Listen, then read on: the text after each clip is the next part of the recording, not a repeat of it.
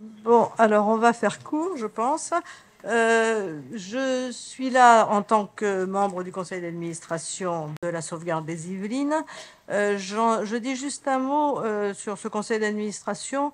Je participe au ce que nous appelons la commission de suivi et d'orientation du champ, avec des guillemets, accompagnement des jeunes de leur milieu familial, c'est-à-dire le champ qui comprend les services que vous avez entendus aujourd'hui, que ce soit CIRMA, ARP, mais également les services d'AMO.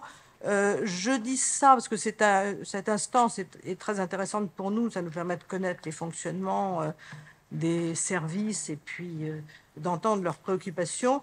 Mais je dis ça aussi parce que, en direction des magistrats que j'ai entendus aujourd'hui qui faisaient état de la durée d'intervention, que ce soit en AMO ou même, je crois, pour la prise en charge, les durées d'attente, oui. Alors, bon, je voulais leur dire que nous le savons, que, bon, évidemment, nous le déplorons aussi et que c'est une préoccupation que nous connaissons. Mais enfin, bon, je voulais juste leur faire ce petit signe. Alors, je voudrais aussi remercier évidemment les organisateurs de cette journée, comme ça vient d'être fait. Je crois que c'était très intéressant à la fois sur la méthode en termes de travail entre les deux associations, et puis également la méthode en ce qu'elle a, je crois, laissé une large place à la pratique, même je dirais presque la plus grande place à la pratique, tout en ayant un apport théorique que je salue évidemment, mais qui était tellement appuyé sur la clinique qu'on était vraiment aussi dans la pratique professionnelle, et je trouvais ça très intéressant. Le thème, évidemment, était aussi particulièrement d'actualité et il nous touche tous. Alors, ce que tout le monde a souligné, là je fais de la redite, hein, depuis une dizaine d'années, c'est une grande évolution dans les conceptions, dans la façon de considérer la protection de l'enfant en cas de violence intrafamiliale. Alors, il est acquis maintenant que que la violence conjugale est une violence contre les enfants et qu'elle produit chez eux des traumatismes graves. Ça, je crois que c'est vraiment, ça a été redit. Il y a eu une évolution, hein, et quand on a un peu de recul, malheureusement, vu notre âge comme nous, on s'en rend particulièrement compte. Alors, on peut aussi considérer, je crois, que la protection de l'enfant n'est pas toujours assurée autant qu'on pourrait l'attendre, même si nous n'avons pas entendu ici les critiques, mais nous savons qu'elles sont souvent énoncées. Alors, que retenir des échanges? Je pense que chacun à sa place ici a bien dit a bien montré comment il cherchait à intégrer dans sa pratique ces nouvelles connaissances ou approches. Mais on est toujours, et là tout l'exposé des exposés qui ont été faits là, dans la deuxième partie, je dirais, ont bien montré qu'on est toujours dans des situations singulières, qu'il est très difficile de globaliser sur ces questions et que l'autorité parentale, c'est pas un bloc non plus unique. Elle peut s'aménager, elle peut s'aménager, se décliner. Et d'ailleurs, vraiment, les derniers échanges sur le lien, on ne peut que regretter que ça soit intervenu et dire que l'approfondissement n'ait pas pu se faire, parce que je crois qu'on était vraiment dans le cœur de la question. Alors, on a très peu parlé finalement de la proposition de loi Santiago. Je, bon, je n'ai pas d'avis à émettre effectivement sur le sujet, mais simplement à partager ce qui a été dit, je crois que c'était par Madame Laventureux, la nécessité d'avoir une vigilance aussi sur l'effet de balancier qu'il peut y avoir quelquefois, ne pas passer peut-être pas assez de prise en considération du droit des enfants par rapport au droit des parents à l'excès inverse. En tout cas, ce qui m'a semblé, c'est qu'aujourd'hui, justement, tout ce qui avait été dit, et s'appuyant sur la pratique, était bien dans une notion de nuance et prenait bien en compte toutes les nuances de cette approche, de ce thème très, très délicat. Et je terminerai juste pour dire que Le temps, comme ça a été souligné aussi, est quand même quelque chose de primordial quand on parle de la reconstruction et de l'accompagnement, et que c'est sans doute une des choses les plus difficiles à obtenir avec les moyens.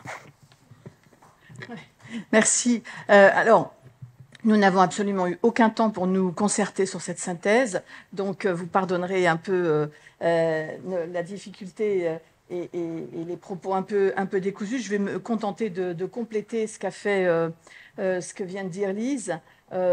D'abord, vous dire, je ne peux pas m'empêcher de vous dire, et je pense que Lise le partage, tout le bonheur que j'ai à revenir à Mantes-la-Jolie. À Versailles, mais j'avais le secteur de Mantes-la-Jolie ici, puisque j'ai été juge des enfants pendant 6 ans.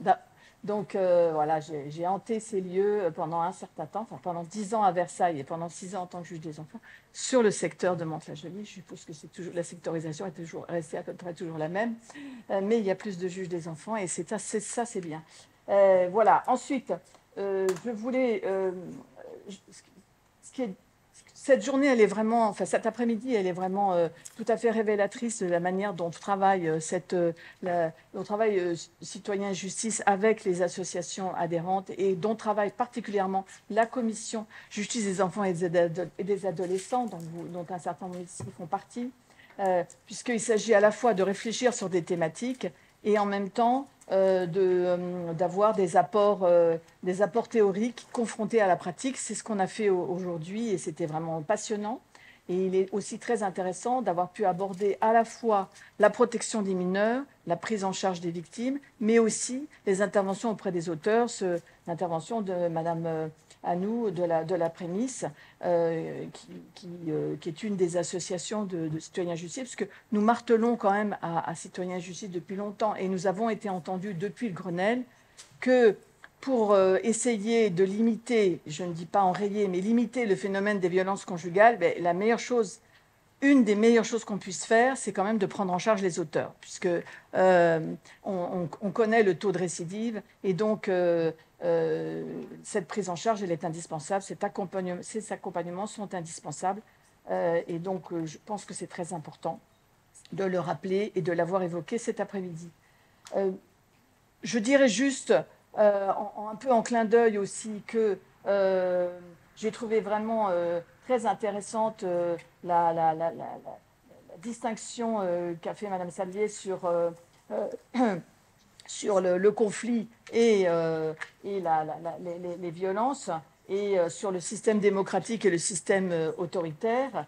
Et ceci peut nous renvoyer à des échos dans l'actualité qui sont fort passionnants. Et je trouve que ça nous donne une grille de lecture que je ne manquerai pas d'utiliser dorénavant en voyant quelques débats politiques. Et je pense que ça peut tous nous aider dans notre vie quotidienne. Si j'avais eu ces connaissances il y a une quarantaine d'années, ça m'aurait peut-être aidé dans ma pratique. Alors, que vous dire d'autre sur ce qui a été dit, en plus de ce que vient de dire Lise? Je pense que je voudrais insister sur l'importance de la formation des équipes. Ça a été dit par plusieurs des intervenants. La formation des équipes, et je mets dedans les équipes judiciaires, parce que je pense que c'est important que les magistrats aient cette formation.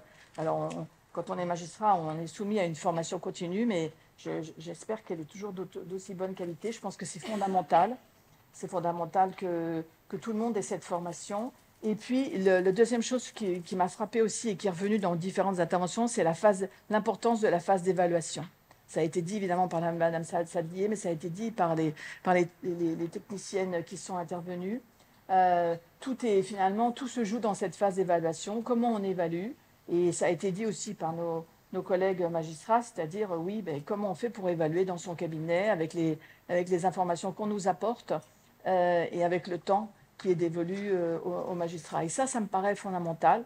Donc, voilà, deux points que je voulais dire en complément. Je ne vais pas rajouter.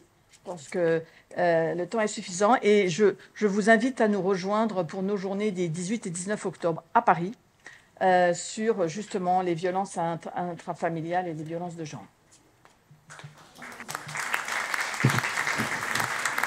Merci pour Moi, cet je veux exercice. juste, Yamina, je prends 2 secondes pour te remercier parce que voilà, on a accueilli la GEA avec la sauvegarde des Yvelines et c'est un travail colossal que tu as mené pour nous accueillir et je voulais voilà, te remercier parce que c'est pas une mince affaire d'organiser ces journées avec la commission.